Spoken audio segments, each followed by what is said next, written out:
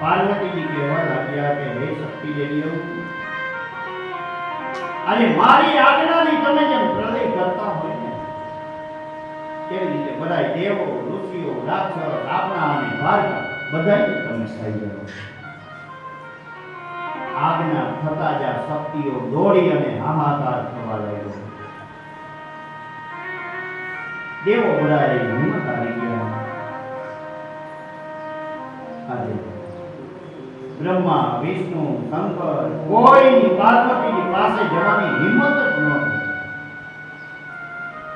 પાર્વતીના જળહરા બળતા તેજથી ડરીને બધાએ દૂર જઈને ઉભા. એવા સમયે નારદજીએ સલાહ આપી કે આમાં વિચાર કરવા જેવું છે. દેવીને પ્રસન્ન કરો.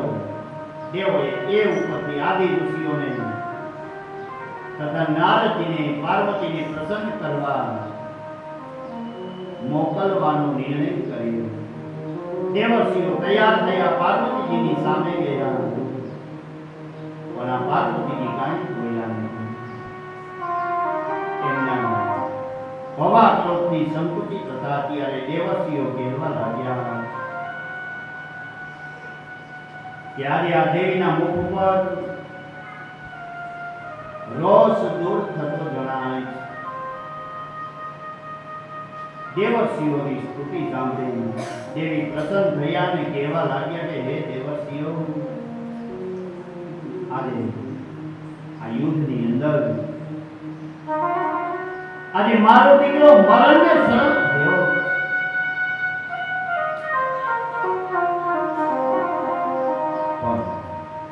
આજે તમે ઋષિઓ પધાર્યા. પાર્વતીજી કહે કે જો મારો દીકરો જીવતો થાય તો જ આ કાર્ય અટકે. વળી આ મારો દીકરો તમારો તેમજ બધાય દેવોનો અધ્યક્ષ બને અને પૂજવા લાયક બને. એમ જો કબૂલ હોય ને તો જાઓ, હું ત્રણેય લોકની અંદર શાંતિ કરું. નહીતર આ લોકની અંદર શાંતિ નહીં થાય. દેવીની આજ્ઞા થતા દેવર્ષિઓએ આવી દેવોને બધું નિવેદન કર્યું. એ સાંભળી ભગવાન શિવજી કહે કે દેવીએ કહેવડાવ્યું છે એ બધું કરવા જેવું છે. સત્વરે શાંતિ થાય એવું કરો. ઉત્તર દિશાએ જતા જે કોઈ પ્રથમ મળે એનું માથું લાવી ગણેશના ધડ ઉપર ધોરી રાખો. આ બાજુ દેવો બધાએ ઉત્તર દિશાએ દોડ્યા. પ્રથમ એક દાંત વાળો હાથી મળ્યો એટલે એનું માથું ઉતારી દીધું. ભગવાન ગણેશના ધડને નવડાવી પૂજા કરી એના ઉપર બરાબર ધોરી દીધું. બ્રહ્મા, વિષ્ણુ બધાએ દેવોએ પછી ભગવાન શિવજીને પ્રાર્થના કરી કે આપ જે તેજથી અમે સૌ જન્મ્યા છીએ તે આપનું તેજ અહીં પ્રગટ થાય અને વેદ મંત્રના ઘોષ વચ્ચે મંત્રેલું જળ ગણેશના શરીર ઉપર છાંટવામાં આવ્યું. એટલે તરત જ ભગવાન શિવની ઈચ્છાથી એ બાળક ઉઠીને ઊભો થયો. એવા સમયની અંદર એનું તેજ ઘણું સુંદર દેખાવા લાગ્યું. અતિશય લાલ રંગનો પ્રસન્ન મુદ્રાવાળો મનોહર આકાર. આ ભાગ્યશાળી પુત્રને જીવતો થયેલો જોઈ બધાએ આનંદ પામ્યા. અને પછી બધાએ દેવોએ પાર્વતીને બતાવ્યું. દેવી પણ અતિશય આનંદ પામી ગયા. ત્યારે આ દેવી અંબિકા એ પુત્રને બે હાથ વડે તેડી લીધો. આનંદથી ભેટી પડી. આંખમાં હર્ષના આંસુ નીકળી ગયા. એટલા જોત જોતામાં વસ્ત્ર આભૂષણો પહેરાવ્યા, અનેક વરદાન આશીષ આપ્યા અને કહ્યું છે કે હે પુત્ર,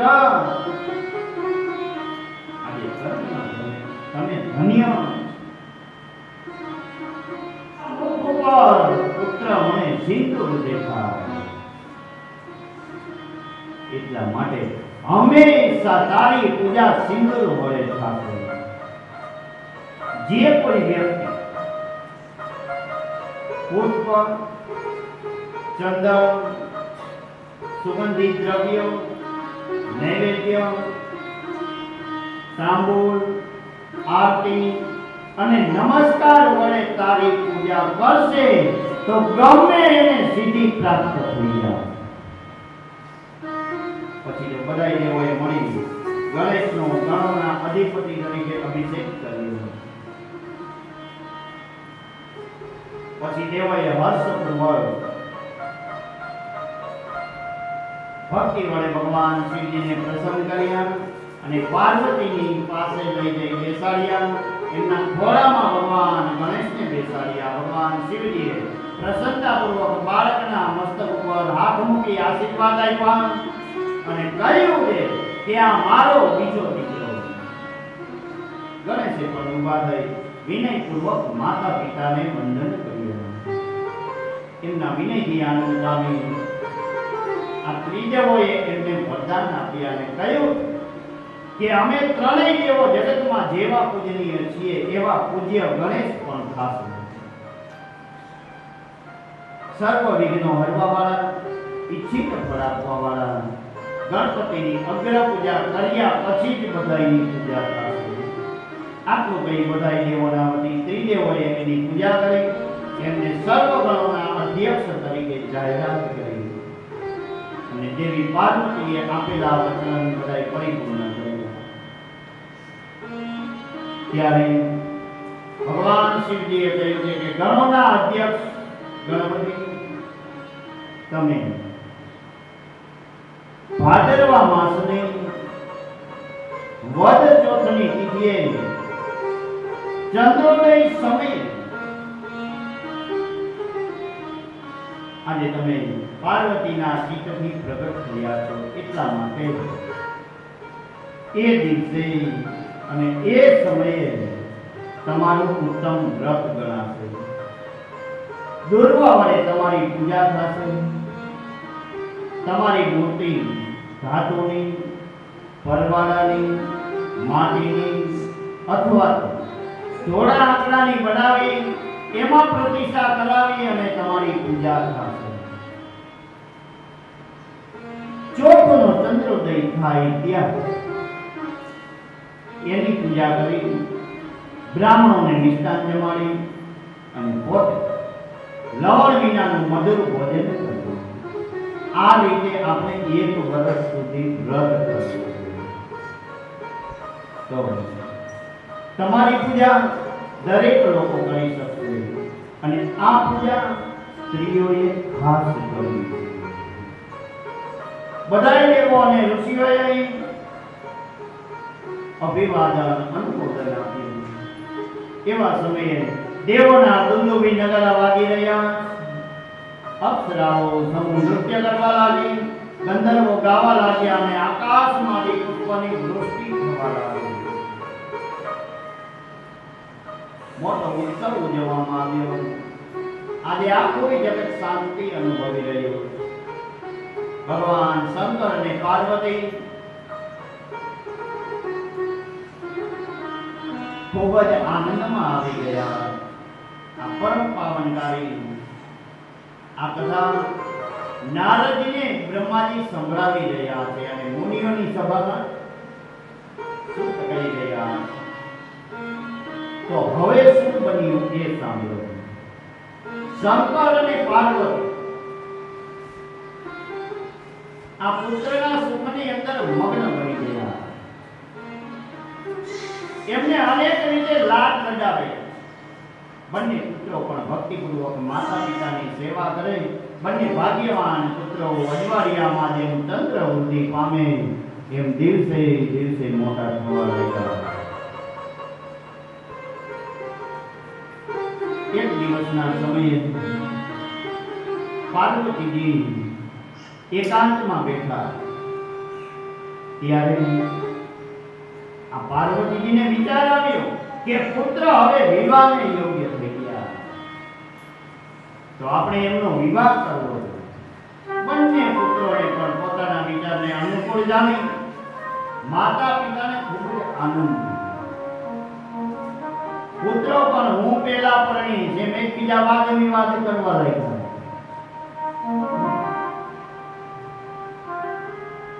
એક દિવસના સમયે આ માતા પિતાએ બંને પુત્રને બોલાવ્યા અને કહ્યું કે તમે બંને દીકરા અમારા મન સરખા છો.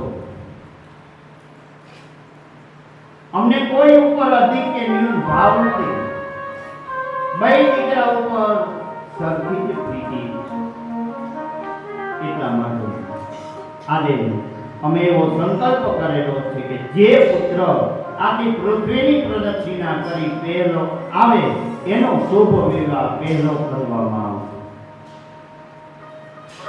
માટે તમે બંને પૃથ્વીની પ્રદક્ષિણા કરી આજે માતા પિતાનો સંકલ્પ પરિપૂર્ણ કરો. કાર્તિકેય ચોથ આ જન્મ આજ્ઞા અનુસાર પૃથ્વીની પ્રદક્ષિણા કરવા માટે નીકળી પણ આ ગણપતિ તો ત્યાં જ ઉભા રહ્યા. એમને તો વિચાર્યું કે મારાથી તો ચાલી શકાય નહીં, તો આ પૃથ્વીની પ્રદક્ષિણા મારે ક્યારે કરે? માતા પિતા પાસે આવી વિનંતી કરી કે હે માતા પિતા, આ તમારા બંનેની પૂજા માટે સ્થાપેલા આસન ઉપર આપ બિરાજો એટલે હું મારો મનોરથ પરિપૂર્ણ કરી લઉં. આ ભગવાન શિવજીની વિનંતી, આ ગણેશની વિનંતી અનુસાર માતા અને પિતા આસન ઉપર બેઠા. એટલે ગણેશજીએ વિધિપૂર્વક માતા પિતાની પૂજા કરી 7 વાર પ્રદક્ષિણા કરી વારંવાર માતા પિતાને પ્રણામ કર્યા. પછી સામે ઉભા ગણેશજીએ પ્રેમપૂર્વક સ્તુતિ કરી.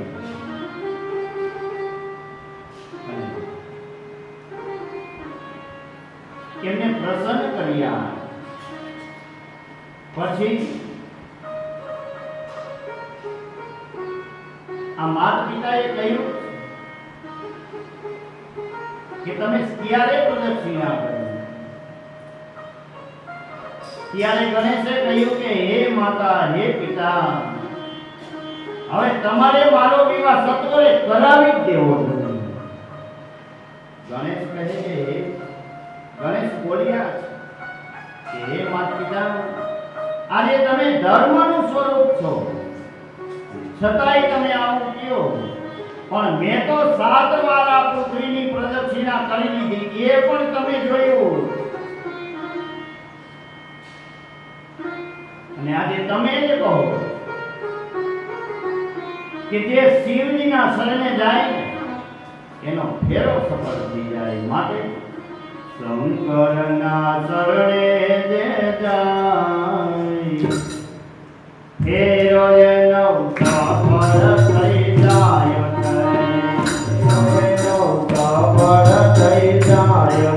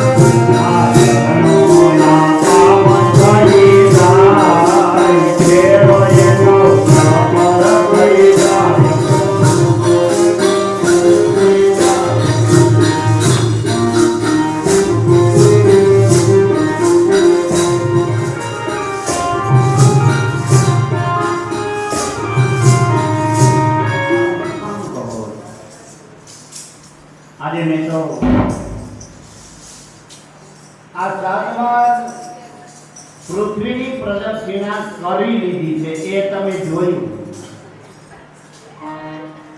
ત્યારે માતા કહે કે આ તું તો અહીંયા જ છો તો તે પૃથ્વીની પ્રદક્ષિણા ક્યારે કરે?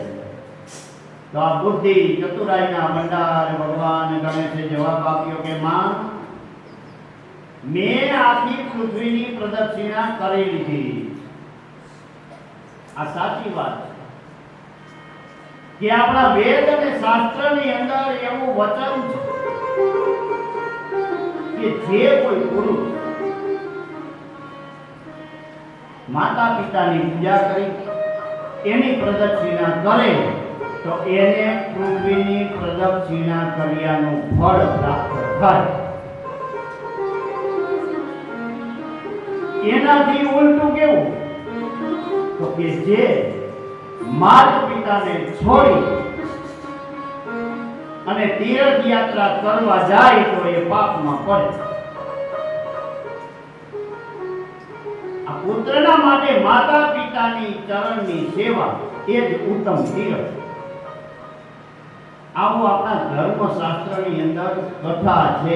એટલા માટે હે ધર્મ સ્વરૂપ માતા પિતા, હવે તમને યોગ્ય લાગે ને એમ કરજો. આ ગણેશજીનું આવું બુદ્ધિપૂર્વકનું જ્ઞાન ભરેલું કહેવું સાંભળી આ શિવ અને પાર્વતીજી આશ્ચર્ય પામે છે. એણે પુત્રની પ્રશંસા કરીને કહ્યું કે હે પુત્ર, તે સાચું કીધું, તારી બુદ્ધિ નિર્મળ, જેનામાં બુદ્ધિ એનામાં જ બળ. આ વેદ અને શાસ્ત્રની અંદર પુત્રના જે ધર્મ કહેવામાં આવ્યા એ બધાયનું પાલન યથાર્થ કર્યું. આજે શિવ પાર્વતીજી કહે કે તારું વચન માન્ય રાખી દીધું. આટલું કહી એમણે બુદ્ધિના સાગર ગણેશને આશ્વાસન આપ્યું અને આ બાજુ વિવાહ કરવાનો વિચાર કર્યો. એવા સમયની અંદર વિશ્વરૂપ નામે એક પ્રજાપતિ હતું. એને ત્યાં 2 દીકરીઓ હતી. એમના નામ હતા સિદ્ધિ અને બુદ્ધિ. આ બંને કન્યાઓને પસંદ કરી એની સાથે ગણેશનો આ વિવાહ ગોઠવવામાં આવ્યો. કેવી રીતે? આ ગણેશના લગ્ન થઈ ગયા. માતા પિતાને પણ આનંદ થયો. દુંદાળા અને સુંડાળા પુત્રને કોઈ કન્યા પસંદ ન કરે તેવી માતાની શંકા આજે બધી નિર્મૂળ થઈ. એકના બદલે 2 કન્યાઓ આજે ગણેશને મળી ચૂકી. સમય જતા સિદ્ધિથી ક્ષેત્ર અને બુદ્ધિથી લાભ નામે પુત્ર થયા અને દાદા દાદીના લાડ પામતા મોટા થવા લાગ્યા.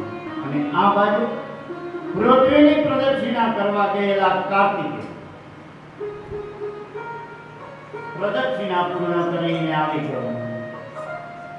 અગ્નિમાં ઘીની આહુતિ આપવા જેવો પ્રસંગ બની ગયો. આ પ્રસંગે નારદજી પણ ત્યાં આવી ગયા. એટલે નારદજીને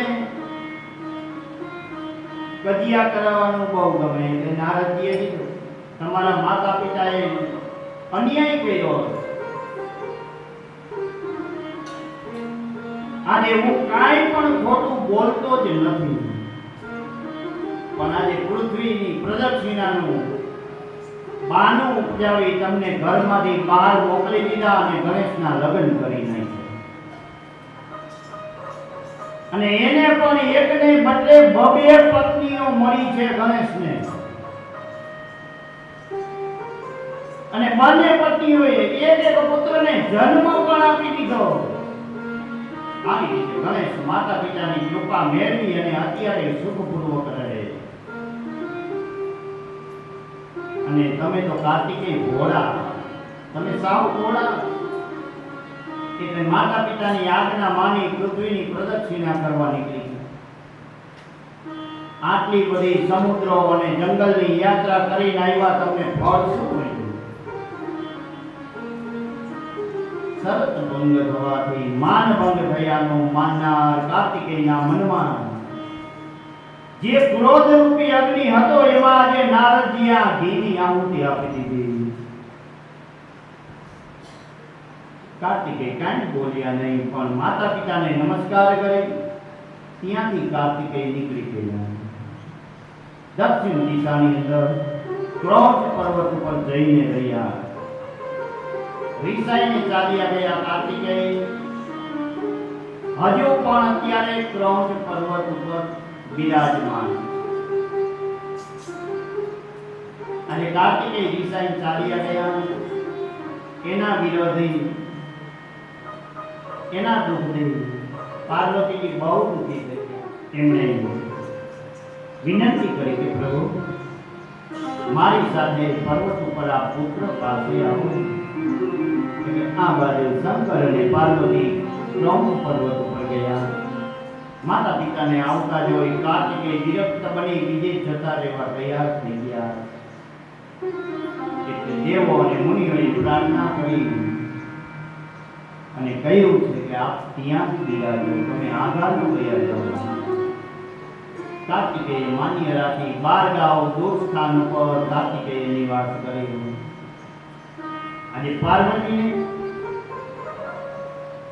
એના પુત્રની પાસે રહેવાની ઈચ્છા હતી. એટલે ભગવાન શિવજીએ ત્યાં શૈલ પર્વત ઉપર પોતાના અંશથી જ્યોતિર્લિંગ રૂપે પ્રગટ થઈ અને નિવાસ કર્યો. આજે પણ ત્યાં પાર્વતી સહિત ભગવાન શિવ બિરાજે અને બધાય ભક્તોનું મંગળ કાર્ય કરે. માટે જેનો આ પુત્ર પ્રેમ કેવો કે કાર્તિકેય પ્રત્યેના આજે ઉદાર પ્રેમથી ખેંચાય. અને આ માતા પિતા કૈલાસ પર્વતથી શૈલ પર્વત ઉપર આવીને વસવાટ કર્યો. અને દરેક પર્વના દિવસે આ તેઓ કાર્તિકેયને મળવા માટે જાય છે. દર અમાસે શિવજી અને દર પૂર્ણિમાએ પાર્વતીજી અચૂક પુત્રની પાસે જઈ અને પ્રેમપૂર્વક રહે. માટે આ માતા પિતાના પૂજનનું અને આ સેવાનું મહત્વ સમજાવતું આ ગણેશનું ચરિત્ર તથા માતા પિતાના પૂજનનું અને સેવાનું મહત્વ સમજાવતું આ ચરિત્ર, આ બે ઉત્તમ ચરિત્રો આજે આપણે સાંભળ્યું. આ ચરિત્રો સાંભળે, સંભળાવે અને ગાય એ બુદ્ધિમાન મનુષ્યની બધી મનોકામના ભગવાન શિવજી પરિપૂર્ણ કરાવે. આ આજ્ઞા સુખ આપનાર, આયુષ્ય વધારવા વાળું અને પુત્ર પૌત્રાદિનું સુખ આપવા વાળું. અને આજે એનાથી આ ઉત્તમ બધું આપણને જ્ઞાન પ્રાપ્ત થાય. નિષ્કામ ભક્તો અને મોક્ષોએ તો ખાસ કરી ભગવાન શિવ સાથે ઐક્ય કરાવનારું આ કલ્યાણકારી આ પવિત્ર ચરિત્ર અવશ્ય હંમેશા માટે આપણે સાંભળવું જોઈએ. તો આજની કથાને અહીંયા વિરામ આપ્યું. પહેલા ભગવાનની આરતી, પછી થાળ, અને આજે મંગળવાર છે એટલે 10 મિનિટ પહેલી કથા પૂરી કરવી અને 2 ગરબા આપણે રમશું. અને આપ જય શિવ યોગ સ્વામી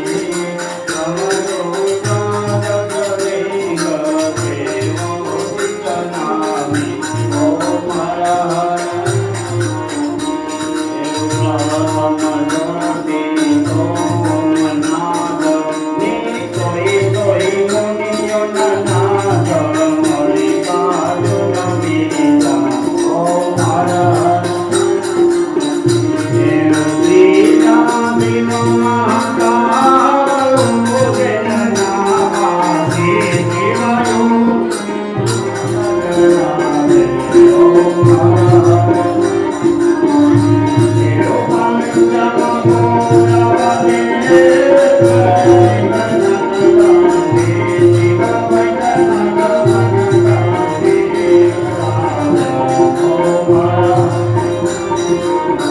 Thank you.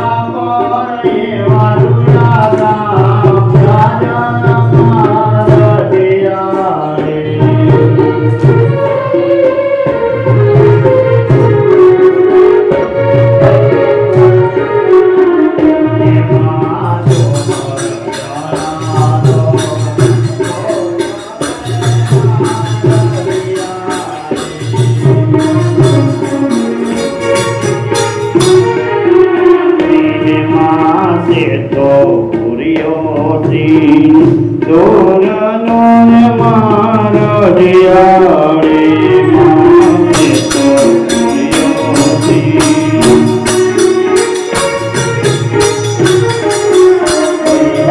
ગઈ કાંતે એ કાવન રાજન મારો દિયાળે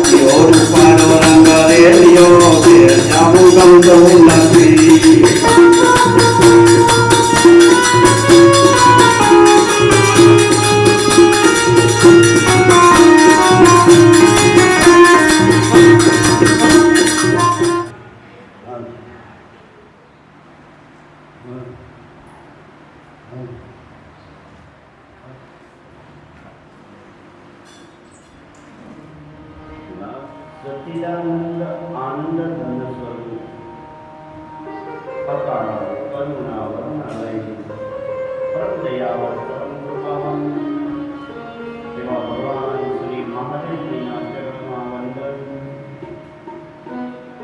યજમાન પરિવારના વાયુ સ્વરૂપમાં બિરાજેલા સમસ્ત પિતૃઓને વંદન. કથા સ્થળની આજુબાજુની ચેતનાઓને પણ વંદન. એવા આ શિવ મહાપુરાણ કથાના આયોજક ગોસા નિવાસી હાલ લંડન એવા વિદ્યાવા ગંભીરસિંહજી જેઠવા તથા જેઠવા ફેમિલી અને જેના હસ્તે આ કથા થઈ રહી છે તે શ્રી કનૈયાબા ગોવિંદસિંહજી જાડેજા,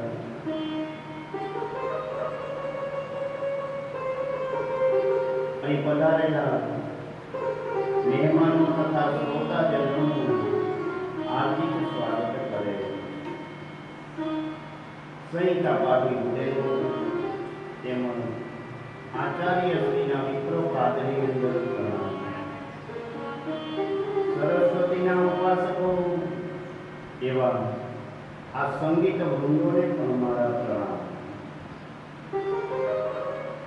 7 દિવસીય શિવ મહાપુરાણના શુભારંભે આપ સૌને મારા જય મહાદેવ તથા આપ સૌના હૃદય કમળમાં બિરાજતા પરમાત્માને પણ મારો કોટી કોટી વંદન. આવો 2 મિનિટ ગુરુદેવનું સ્મરણ કરી અને પછી આપણે આપણી કથાનો પ્રારંભ કરીએ. રઘુપતિ રાઘવ રાજા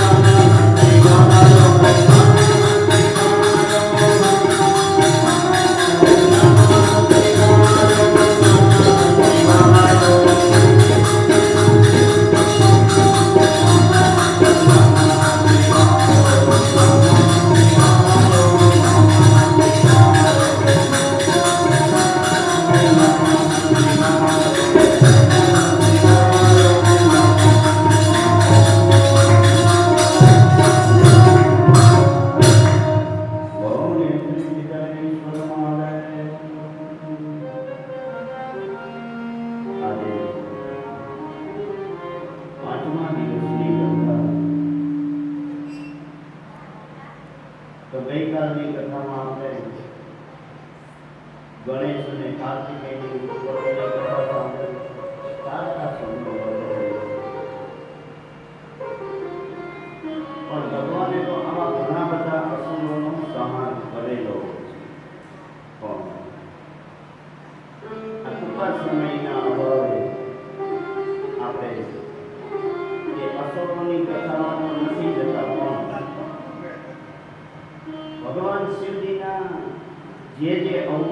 થયા એની કથા જોઈએ તો નંદિકેશ્વર કહે છે કે હે મુનિ સનત કુમાર, આ તમને ભગવાન શિવજીના ચરિત્ર કઈ સંભળાવું એ સાંભળો. ધર્મના રક્ષણ માટે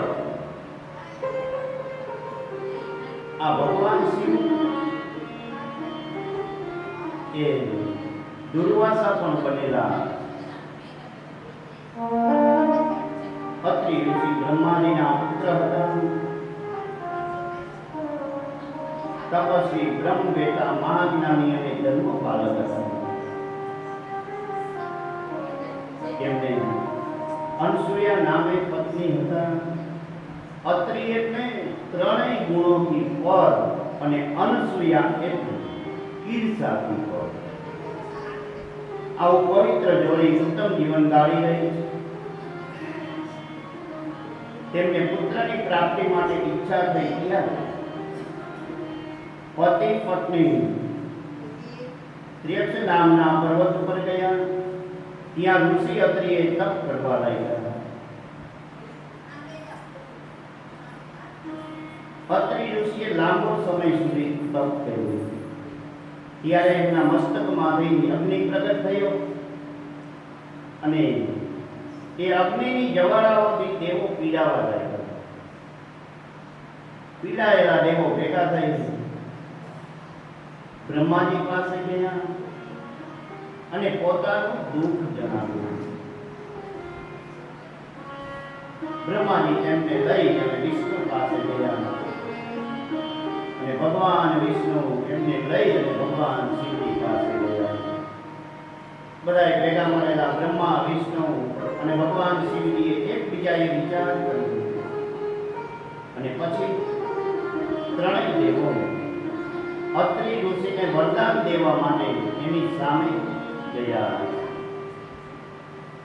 અત્રિ ઋષિએ એમને ઓળખીને પ્રણામ કર્યા અને પછી પૂછ્યું કે હે બ્રહ્મા વિષ્ણુ અને રુદ્ર, આજે તમે ત્રણેય જગતની અંદર પૂજનીય મનાયેલા દેવ છો.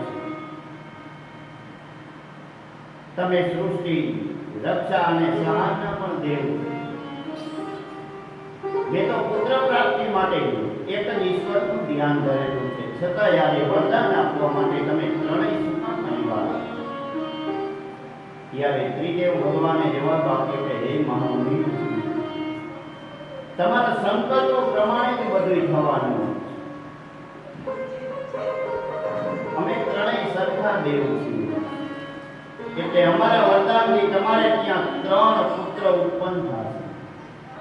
આટલું કઈ વરદાન આપી દેવો બધા અંતર્યામી થઈ ગયા. અત્રિ અને અનસૂયા પ્રસન્ન થઈ પોતાના આશ્રમે ગયા. સમય જતા તેમને ત્યાં અનસૂયાથી બ્રહ્માના અંશ રૂપે ચંદ્ર નામે પુત્ર થયો. એને દેવોએ સમુદ્રમાં નાખી દીધો હતો અને સમુદ્ર મંથન સમય પાછો પ્રાપ્ત કરેલો હતો.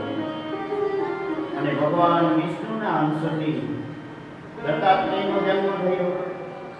એમણે સંન્યાસ માર્ગ ધારણ કર્યો અને ભગવાન શિવજીના અંશથી પુત્ર રૂપે દુર્વાસાનો જન્મ થયો. દુર્વાસા રૂપે પ્રગટ થઈ ભગવાન શંકરે બ્રહ્મ તેજની ખૂબ વૃદ્ધિ કરેલી હતી અને ઘણા ભક્તોની આ દ્રઢતાની પરીક્ષા પણ કરેલી હતી.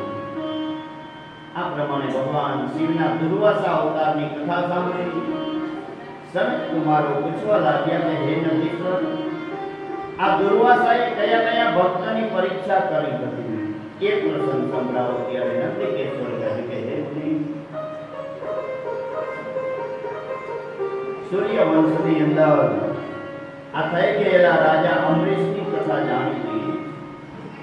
અમરીશ રાજા ભગવાન વિષ્ણુનો પરમ ભક્ત હતો અને એકાદશીનું વ્રત એ દ્રઢતાપૂર્વક કરતો.